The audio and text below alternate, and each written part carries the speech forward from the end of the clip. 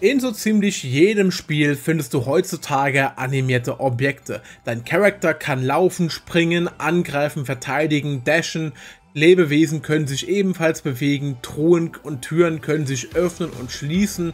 All das macht man mit Animationen.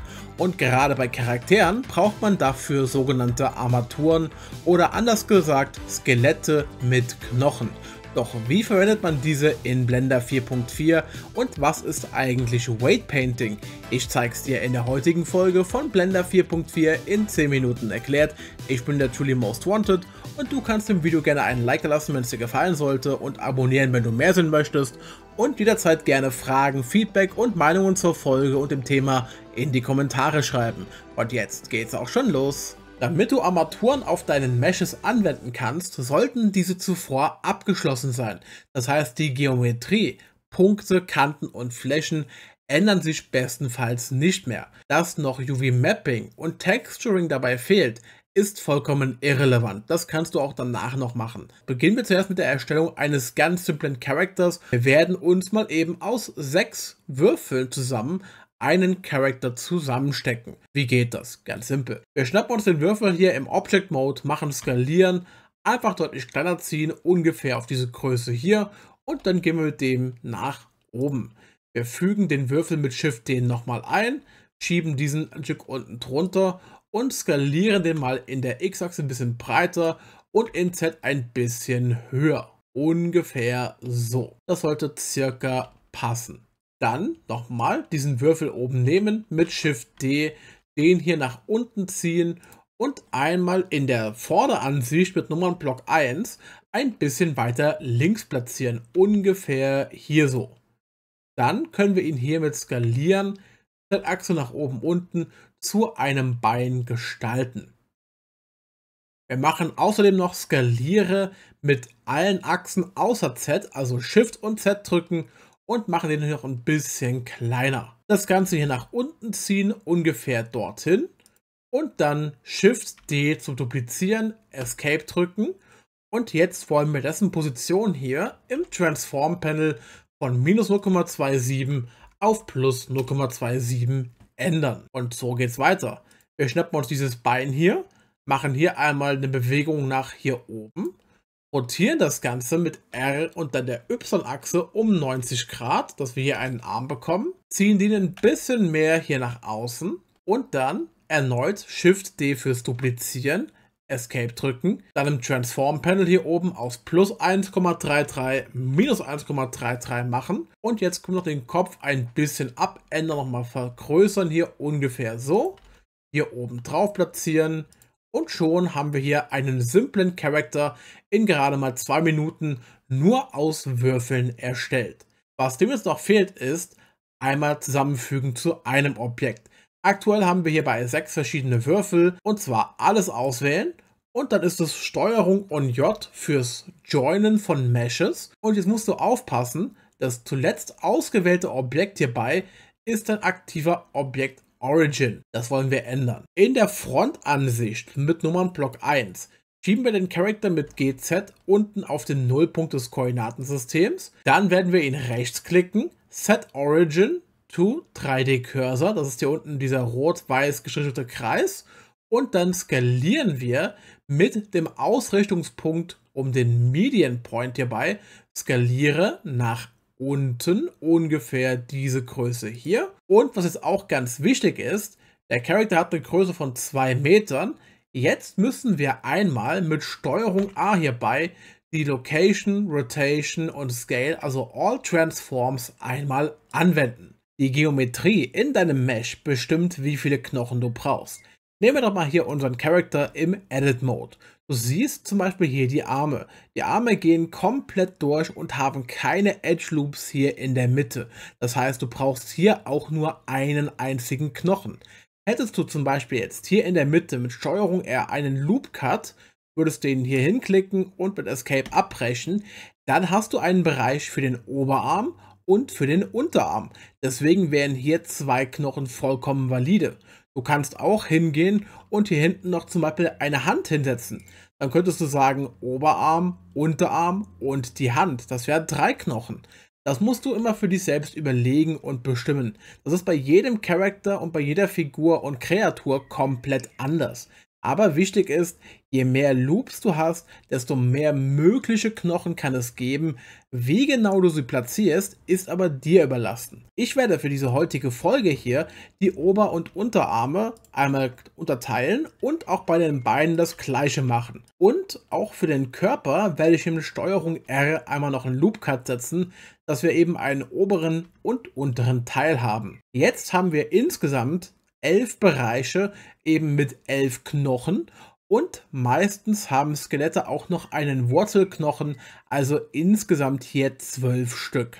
Damit wir jetzt ein Skelett für unseren Charakter bauen können, brauchen wir Schritt für Schritt ein paar Vorbereitungen. Beginnen wir mit dem ersten, das was wir in Blender sehen. Wir wollen am besten durch unser Mesh hindurch sehen können, deswegen ändern wir den Shading Mode oben rechts auf die erste Kugel namens Wireframe, denn jetzt ist alles transparent. Als nächstes wollen wir auch durchs Mesh hindurch schauen und dahinter Sachen auswählen können, deswegen empfiehlt sich hier oben die Funktion des X-Rays. Zuerst fügen wir eine neue Armatur in unsere Szene hinzu. Dafür gehen wir in das Add-Menü, dann schnappen wir uns die Armature und dann hier den Single Bone, einen einzelnen Knochen, der zur Armatur gehört. Armatur ist in Blender der Begriff für ein Skelett, also darunter ordnen wir immer Knochen an. Diese Armatur ist jetzt unser Ausgangspunkt für den Charakter zu animieren. Doch dafür müssen wir erstmal überlegen, wie sieht so ein Mensch eigentlich anatomisch aus und wie viele Knochen wollen wir haben? In unserem Falle ist der erste Knochen immer der wichtigste, denn egal ob bei Kreatur oder Mensch, das ist unser Wurzelknochen, über den wir den kompletten Mensch steuern und animieren können, ohne auch nur das Mesh selbst verschieben zu müssen als Objekt. Deswegen werden wir den so verändern, dass seine Spitze an der unteren Kante vom Körper hier endet. Ganz normal über die Funktion bewegen, rotieren, skalieren können wir alles unverändert machen. Wir haben auch hier links mit T die Werkzeugleiste zum Ein- und Ausblenden und mit N auf der rechten Seite das Transform Panel, was wir nutzen können. Ich blende hier noch die Funktionen ein, einfach die Werkzeugleiste ein bisschen breiter ziehen und dann kannst du auch hier links die üblichen Dinge auswählen. Jetzt wollen wir uns mal anschauen, wie wir das aufbauen müssen. Und zwar Stück für Stück, beginnend beim Wurzelknochen. Denn der erste Teil ist, wie kommen wir über den Oberkörper zum Kopf? Ganz simpel. Wir wählen das Ende eines Knochens aus, drücken E für Extrudieren, Z-Achse nach oben und bewegen das Ganze bis an die Unterkante vom Kopf. Dann können wir den Knochen auswählen, dass er gelb leuchtet und per Rechtsklick ihn auch subdividen, also auf Deutsch gesagt unterteilen. Die Trennung passt hier punktgenau, denn jetzt ist das Ende des ersten Knochens hier genau auf dem Edge Loop, wo unser Oberkörper beginnt. Wir können das Ganze noch korrigieren, einfach auswählen und mit GZ genau hier drauf schieben. Je präziser, desto besser. Als nächstes wollen wir jetzt hier vom Oberkörper ausgehend zum Kopf kommen. Und dafür müssen wir eine Sache machen. Zuerst extrudieren wir hier vom Endpunkt mit E, Z nach oben in die Mitte des Kopfes ungefähr hierhin. Danach wollen wir uns in der Seitenansicht mit Nummernblock 3 überlegen, wohin schaut der Charakter. In den meisten Fällen wirst du deinen Charakter so ausrichten, dass er nach vorne in -Y, also hier nach links schaut. Denn Game Engines arbeiten so sehr häufig, dass deren Y-Achse nach oben geht und dafür deren Z-Achse, also die Achse nach vorne, hier bei Blender in -Y geht. Also quasi hier alles 90 Grad gedreht. Y ist oben und Z ist links. Deswegen wähle ich sehr häufig, dass hier in dem Fall meine Vorderachse immer hier nach links weggeht. Also extrudieren wir hier mit E, Y-Achse auswählen und wir ziehen den Knochen hier nach links. Jetzt werden wir den Zwischenknochen hier auswählen und über X einmal löschen. Denn dann sieht man hier eine ganz zarte gestrichelte Linie, die jetzt unseren Knochen hier unten mit dem hier oben verbindet. Das können wir auch gleich nachprüfen, denn jeder Knochen hat Eigenschaften, wie zum Beispiel, wer ist das Elternteil, also wer ist mir übergeordnet in der Szene. Bei Knochen ist es genau wie mit Objekten in der Szene. Die ordnen sich über oder unter anderem. Und das können wir hier mal in der Armature auch sehen. Die zweite Stelle, wo wir nachschauen können, ist in der Hierarchie oben rechts, denn die Armature hat bekanntermaßen auch hier unten drunter Armature-Daten. Das ist dieses grüne Icon hier über dem Knochen. Und unter der Armature finden wir dann alle Knochen aufgelistet. Der Bone hierbei ist der erste, den wir ganz unten platziert haben. Das ist der allererste. Dann nachfolgend an diesen kommt der Unterkörperknochen und nachfolgend daran wiederum der Oberkörperknochen. Und nach dem Oberkörper kommt bei uns hier der Kopfknochen. Es ist sehr empfehlenswert, schon früh deine Knochen direkt zu benennen. In dem Fall also hier oben den Knochen auswählen, F2 drücken und den nennen wir hierbei mal Head für Kopf. Das hier könnte unser Chest Bone sein für Brust. Dann hier unten, das ist unser Rückenknochen eben für den Back. Und der erste Knochen ganz hier unten ist unser Root Bone. Also eben für die Wurzel, für das gesamte Basis von unserem Körper. Und jetzt haben wir auch hier genau diese Hierarchie benannt. Um die Daten eines Knochens sehen zu können, können wir ihn einfach auswählen und dann unten rechts im Inspektor hier den grünen Knochen anwählen. Das sind die Knocheneigenschaften. Hier finden wir die Position des Kopfes, des Endes, die Länge des Knochens und hier unten im Abschnitt Relations auch wer wem über- oder untergeordnet ist und auf welche Art und Weise. Das Parent hierbei ist der Chestbone, eben der hier unten. Und das Parent vom Chestbone ist wiederum der Backbone und die sind auch direkt connected aneinander. Wenn dieser Haken hier nicht existiert, dann ist es so, dass die Knochen lose, wie hier oben zwischen Kopf und Brust, miteinander verbunden sind. Gehen wir mal hin zum Thema Arme und Beine. Jetzt wollen wir auf einer Seite, in dem Falle also für uns gesehen, rechts den Arm und auch das Bein machen. Wir gucken gerade zum Charakter oder auf ihn, also ist genau umgekehrt hier das die rechte Seite. Du kannst auch mit links anfangen, aber dann wirst du einen Step anders machen gleich. Deswegen starten wir in aller Ruhe mal auf der rechten Seite. Wir nehmen die Vorderansicht mit Nummernblock 1. Dann sehen wir unseren Charakter von vorne wieder. Jetzt nehmen wir den Knochen nach der Wurzel, also eben unseren Rückenknochen hier, und drücken mal Shift und D fürs Duplizieren. Dann können wir mit Escape abbrechen und diesen mit G, X nach links schieben, ungefähr hier in die Mitte von unserem Bein. Und jetzt ziehen wir das Ende hier oben einmal mit GZ nach unten. Wir gucken mal, ob das so passt. Ein bisschen zu tief geraten, GZ nach oben bis hierhin. Und jetzt können wir hier Rechtsklick Subdivide machen. Denn jetzt können wir das hier benennen. Also mit F2 hier oben das Upper Leg. Und jetzt ganz wichtig, Punkt Groß R für oberes rechtes Bein. Und den unteren Teil hier umbenennen zum Lower Leg, Punkt R, wegen rechte Seite. Jetzt korrigieren wir noch hier den Endpunkt, und zwar hier unten den, bis dorthin. Und auch diesen Punkt hier genau auf die Kante, und das passt soweit. Jetzt mit dieser Basis wollen wir uns um den Arm kümmern. Wir machen zuerst die komplette rechte Seite. Du wirst gleich sehen, warum. Die Arme hierbei sollen nach der Brust quasi kommen. Also wenn sich die Brust bewegt, müssen sich die Arme ebenfalls mitknicken. Das heißt, der Knochen hier ist dafür verantwortlich. Der Nachfolger von diesem Knochen, den wir duplizieren können, wäre der Kopfknochen. Also machen wir hier mal Shift D, escapen das Ganze, mit GZ nach unten bewegen, dann noch ein bisschen mit G und X, nur in der X-Achse bis hier drüben hin. Wir gehen in die Vorderansicht und positionieren den mit GX genau hier auf der Kante, ein bisschen höher. Und jetzt brauchen wir mit Nummernblock 7 die Ansicht von oben. Denn jetzt soll das Ende von diesem Knochen hier am Ende hier hinten bei der roten Achse angelehnt werden. Also mit G bewegen und wir packen uns direkt hier da drauf. So gut es geht eben, das passt doch so wunderbar. Den Knochen hier per Rechtsklick subdividen und wir haben hier einmal dann zu benennen mit F2 unser Upper Arm, Punkt R, und auf der linken Seite hier unseren Lower Arm, Punkt R. Mit dieser Basis von Knochen haben wir jetzt die Hälfte des Charakters fertig. Und wie können wir jetzt damit vorgehen? Denn wir müssen es ja noch auf der anderen Seite machen. Ganz simpel.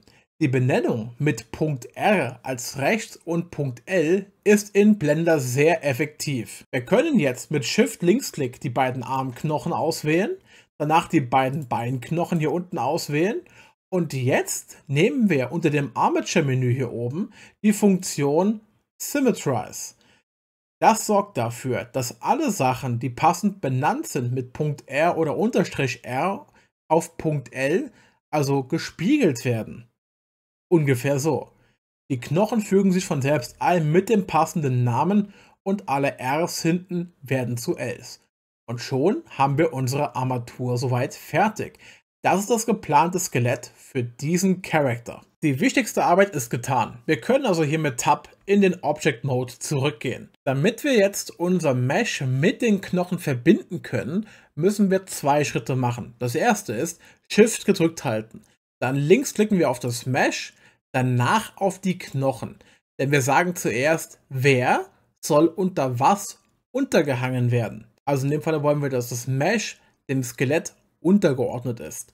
Und wenn wir jetzt STRG P drücken, können wir hier verschiedene Armature Deform Möglichkeiten auswählen. Hier unten mit Automatic Weight. Nur was genau heißt das? Wenn wir mal unser Mesh auswählen und wir in den Reiter der Mesh-Daten hier unten gehen, gibt es hier oben ja die Vertex-Gruppen. In dem Moment, wo gleich ein Mesh mit einer Armatur verbunden wird, wird für jeden Knochen hier eine Vertex-Gruppe angelegt.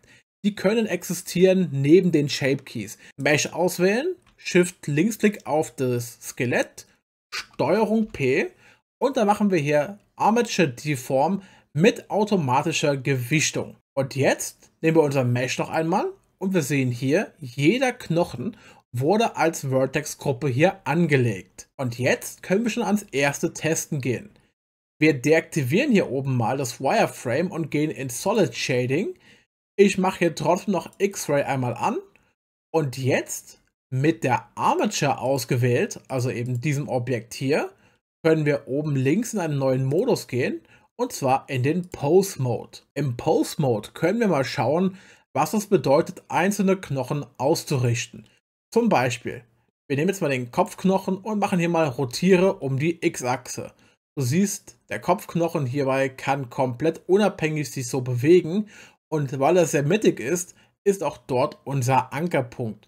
Ob das jetzt so gut ist, sei mal dahingestellt. Aber es sollte einfach nur verdeutlichen, der Kopf kann jetzt individuell, ohne dass wir hier einen Einfluss haben, nach vorne und hinten wippen. Nehmen wir jetzt mal hier unten den Körper selbst.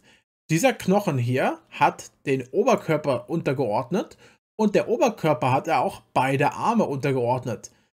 Wenn ich diesen Knochen hier mit RX rotiere, siehst du, dass der komplette Oberkörper plus die Arme mitgehen. Nehmen wir nur den Oberkörper und knicken diesen mit RX, siehst du hier, der untere Teil bewegt sich noch mit. Da haben wir schon den ersten Fehler gefunden, den wir gleich mit Weight Painting korrigieren dürfen. Zuerst sollten wir unser Skelett zurück in seine ursprüngliche Ruhepose bringen. Wie machen wir das? Wir wählen einmal mit A alle Knochen im Pose Mode hier aus. Dann gehen wir oben links auf die Pose und machen hier einmal Clear Transform All. Das setzt alle Knochen in ihren Ursprungszustand zurück, also eben genauso, wie wir es modelliert haben im Edit Mode. Und das ist erstmal aktuell die Ruhepose. Wenn du für deinen Charakter eine ganz bestimmte Ruhepose designen möchtest, dann kannst du deine Knochen wie vorher ausrichten und oben links hier im Pose-Menü, hier unter anderem bei Apply, das Apply Pose as Rest Pose festlegen. Dann wird deine ausgewählte Pose zur Standard, die immer wieder genutzt wird, wenn sich alle Knochen zurücksetzen. Jetzt wollen wir uns mal Weight Painting genauer anschauen. Zuallererst mal müssen wir aus dem Object Mode heraus unser Mesh auswählen. Denn man macht Weight Painting immer nur auf Meshes. Dann wählen wir hier unten rechts einmal die Mesh-Daten aus. Und wir haben ja vorhin schon gesehen, dass beim Verbinden unseres Skeletts oder eben unserer Armatur mit dem Mesh hier verschiedene Vertex-Gruppen entstanden sind. In diesen Vertex-Gruppen sind die Beeinflussungen der einzelnen Knochen gespeichert und das für jeden einzelnen Vertex. Wenn wir mal hier mit Tab in den Edit Mode gehen, dann können wir hier einzelne Bereiche uns anschauen. Zum Beispiel mal hier den Chestbone. Wir haben eben gemerkt, dass beim Biegen des oberen Knochens, der diesen Bereich hier steuern soll, auch die Vertices hier unten mit beeinflusst wurden. Das soll nicht sein. Wir können hier das Weight runter auf 0 setzen und dann für unsere ausgewählten Vertices hier am unteren Rand hier einfach auf Zuweisen drücken. In dem Moment werden diese Vertices mit 0% Gewichtung oder 0% Beeinflussung eben in die Chest-Gruppe eingefügt. Da können wir hier rausgehen und sagen, wählen wir doch mal alle Vertices aus, die ein Gewicht in der Gruppe haben. Ein zweiter Weg, wie es noch besser wäre, wenn wir hier unten all diese Vertices nehmen und sie komplett daraus removen. Weil man sollte Vertices nur in der Gruppe platzieren, in der sie auch Sinn ergeben. Jetzt können wir mal hier auf Select drücken und bemerken, zum Chestbone gehören nur noch hier oben diese Vertices. Das hier ist gerade die sehr simple Form von Weight Painting. Das Ganze hat in Blender aber noch einen komplett eigenen Modus. Und wie der funktioniert, zeige ich dir jetzt. Wir gehen zurück mit Tab in den Object Mode. Wir wählen unser Mesh aus und dann oben links von Object Mode hier ins Weight Painting umschalten. Und dann wird es hier ein bisschen bunt. Und ich muss dir mal ein paar Sachen hierzu direkt erklären. Du siehst, die Steuerung auf der rechten Seite wie im Edit Mode bleibt hierbei. Aber wir haben hier in der Mitte einiges mehr und es fühlt sich auch so an, als würden wir gerade Texture Painting betreiben. Also eben auf unser Mesh drauf malen. Nur, wie genau geht das? Zuallererst einmal müssen wir wie gewohnt eine Vertex-Gruppe oder eben einen Knochen auswählen, an dem wir Weight Painting machen sollen. Schauen wir uns mal eben die Arme und Beine an, ob es da auch irgendwelche Fehler gibt. Der obere Arm der rechten Seite hier, der hat nur diese 4 Vertices hier vorne in Rot, das heißt 100% Beeinflussung. Und die beiden hier in der Mitte sind auf grün, das ist ca. 50%. Hier links die beiden und diese 4 hier außen, die sind in blau, bis auf den hier oben, der ist ein bisschen heller. Und dunkelblau ist normalerweise 0% Gewichtung.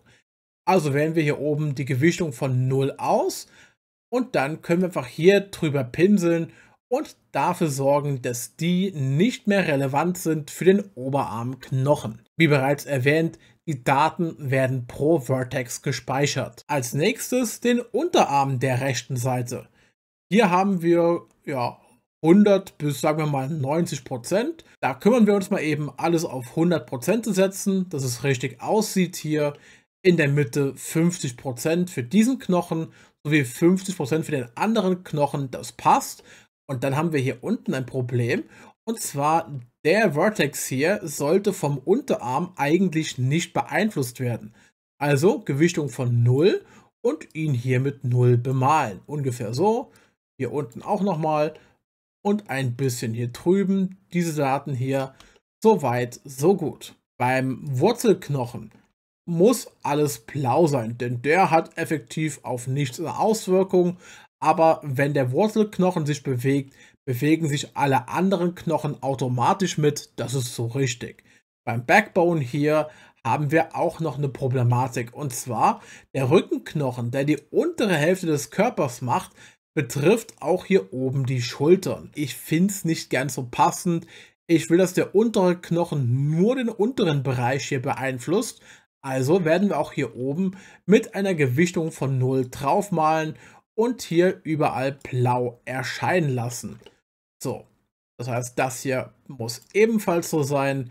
Und wenn wir möchten, können wir auch noch hier unten 100% oder ein bisschen was mehr geben. Aber mal ruhig mal hier ca. 80-85% für diese 4 Vertices ganz hier außen. Und genau das machen wir mit Weight Painting für alle Knochen. Wir mussten uns genau überlegen, welche Bereiche eines Meshes werden wie stark von welchen Knochen und Gruppen beeinflusst. Jetzt, wo alle Knochen korrigiert sind, kannst du mit dem Animieren beginnen und einfach alles testen und dir genau anschauen. Wir gehen hier oben auf Object Mode und dann geht es wie gewohnt. Du nimmst dein Skelett, gehst in den Reiter Animation hier oben und dann bist du hier unten im Dope Sheet hier drin, kannst hier umstellen auf den Action Editor, eine neue Aktion anlegen, wie zum Beispiel, nennen wir es mal hier Wave fürs Winken und dann hier an deinen Charakter heranzoomen. Dann wählen wir auch hier oben den Wireframe-Modus zum durchsichtigen drauf gucken und wir gehen direkt, wie schon erklärt, in den Output-Tab, sagen hier zum Beispiel 60 Frames die Sekunde und beginnen einfach das Skelett zu animieren. Wir wählen mit A alles aus, hier unten der erste Keyframe, einmal I drücken, um alle Knochen zu setzen, gehen einmal hier auf Frame 60 und dann wollen wir hier den Oberarm nach oben bewegen. Machen wir das hier mit dem Unterarm genauso und lassen den mal hier so ein bisschen bewegen. Die beiden Knochen hier können wir mit I Inset Keyframen und dann machen wir das hin und her. Bei Frame 90 den Knochen nochmal nach links und nochmal die beiden Knochen nehmen und I drücken. Dann machen wir das hier im Wechsel. 60 und 90 gehen mit Copy-Paste auf 120, 150, 180, 210 und zum Schluss kopieren wir die Daten von vorne auf Frame 240. Und jetzt können wir hier mal Play drücken und du siehst, das hier ist eine kleine Wink-Animation und dann haben wir das Ganze abgeschlossen. Auf dieselbe Art und Weise machst du das jetzt für alles, was du brauchst. Eine Vorwärtslaufen, seitlich laufen, sprinten, schleichen, hochspringen, runterfallen, angreifen, Zauberkunst. Du kannst alles bauen, was du möchtest. Wenn deine Animation aber nur bestimmte Bereiche der Timeline braucht und nicht alle 250 Frames, kannst du auch jede einzelne Animation hier unten für dieses Action Panel hier mit einem manuellen Frame-Bereich versehen. Zum Beispiel jetzt hier von Frame 60 bis 240, sodass 1 bis 59 egal sind und auch alles nach 240 spielt für die Animation eine Rolle. Und das sind die Grundlagen für Rigging, Weight Painting und Animation mit Armaturen in Blender. Es gibt noch viel mehr, aber dazu machen wir noch weitere Folgen. Bis dahin aber, lass gerne einen Like da, wenn es dir gefallen haben sollte, abonniere, wenn du mehr sehen möchtest und wenn du Fragen hast, Feedback geben möchtest oder Probleme hast, schreib gerne mal in die Kommentare oder komm auf den Discord, Link in der Videobeschreibung. Vielen Dank fürs Zuschauen und hoffentlich bis zur nächsten Folge.